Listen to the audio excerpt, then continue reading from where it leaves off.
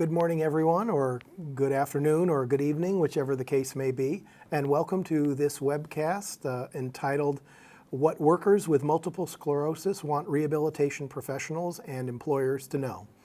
I'm Phil Rumrill. I'm a professor of rehabilitation counseling and director of the Center for Disability Studies at Kent State University in Ohio. This webcast is being sponsored by the Virginia Commonwealth University Rehabilitation Research and Training Center. And I want to express my appreciation to the folks at VCU for making it possible for me to participate in this webcast.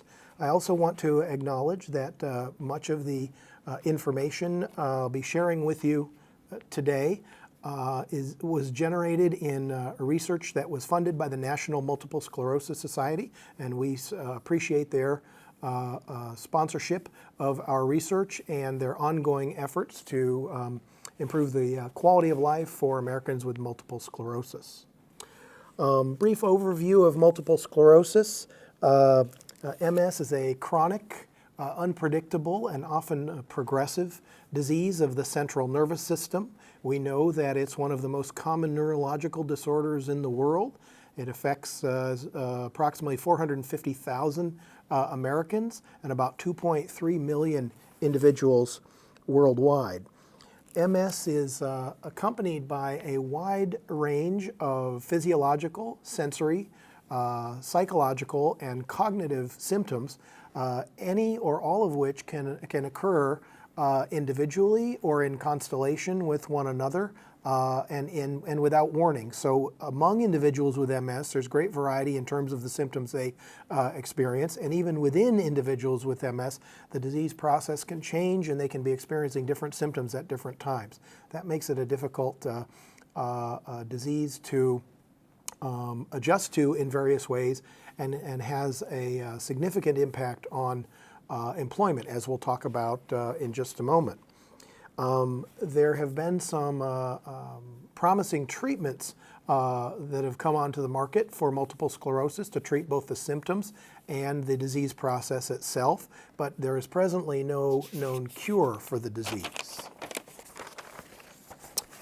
Who gets MS? Well, we know that women of European descent are much more likely to acquire the disease than are other groups. 3/4 of all people with MS across the globe are women. MS is becoming more common among non-Caucasians, particularly among African Americans and Latinos here in the United States. We know that people who live in temperate regions of the globe are more likely to experience MS than are people who live in warmer and more tropical climates. MS typically manifests itself between the ages of 20 and 40, with the peak incidence of initial symptoms occurring at around age 30. So it's an early to mid-career condition. Speaking of career and employment, we know that 98% of Americans with MS have employment histories. That means they've worked at some point in the past.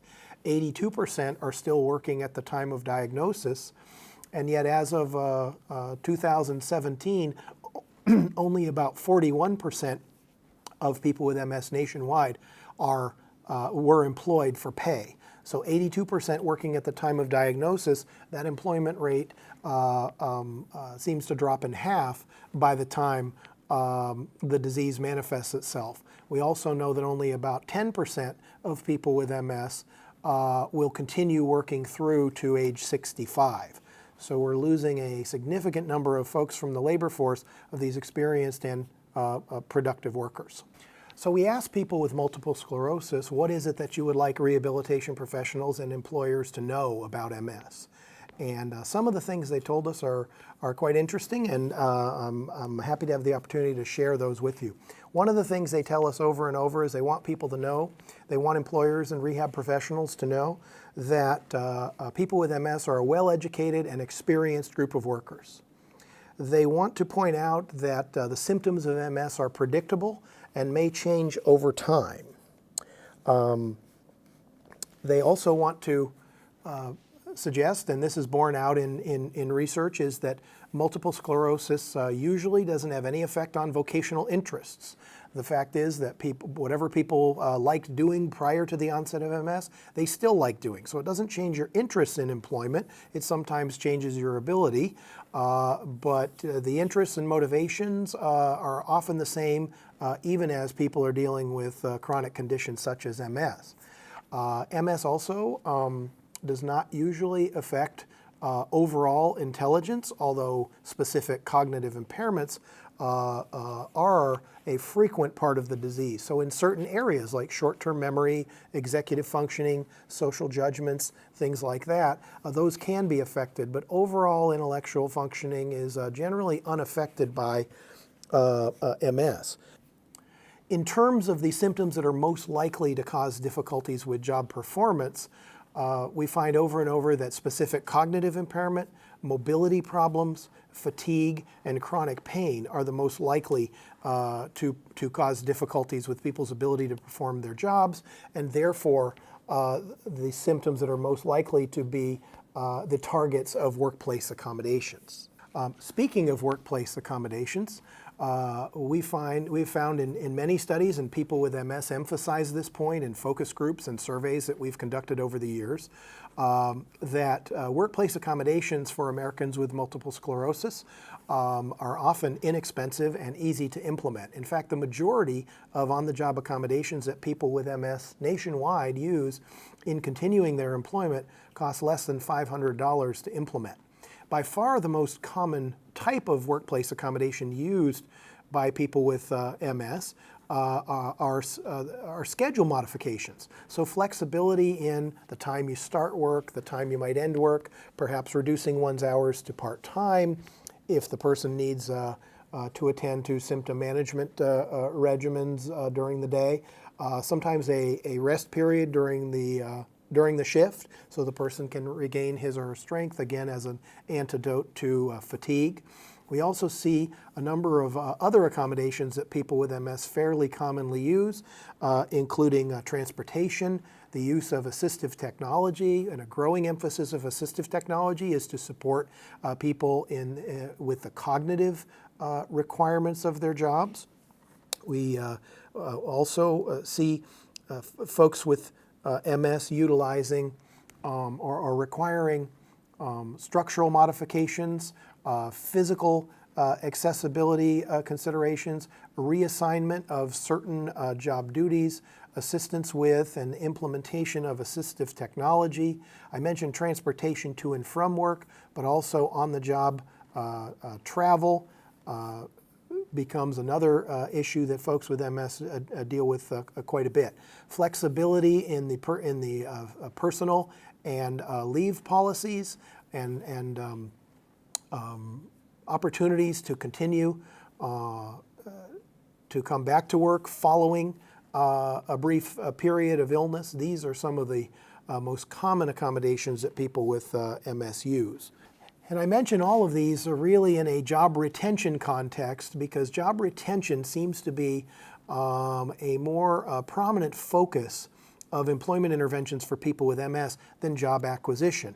If we can catch people early in the disease process and apply prevention principles, preventing job loss by helping someone keep his or her job over a period of time using the accommodation strategies that I just mentioned, those seem to be much more effective than waiting until somebody disengages from the workforce and then attempting to help him or her to restart a career or to change jobs in one direction or another.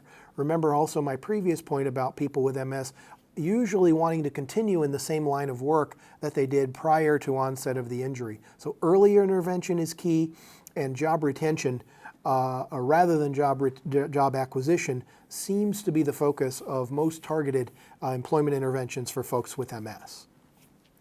A few other things that people with multiple sclerosis would want rehabilitation professionals and employers to know. One is that most people with MS, even those who are unemployed, feel they have the ability to work and wish to do so. And people with MS in general tell us that they want to continue working as long as their health permits them to do that. So we have a qualified, capable, and motivated group of workers that can contribute much to any employer organization. Information and assistance, and technical assistance is available from the National Multiple Sclerosis Society. At the end of this webcast, I've included a link to their interactive website, which has terrific information on the medical, psychological, and other aspects of MS for more information.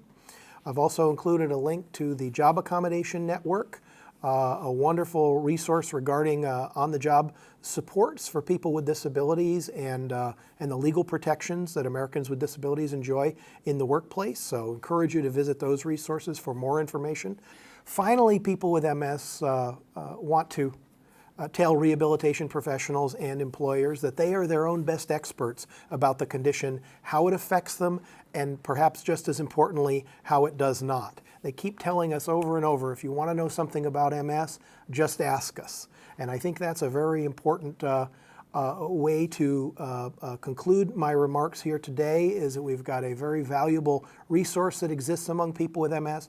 Information is available. People with MS are willing to share information about their conditions, particularly as it would help them to continue in their careers.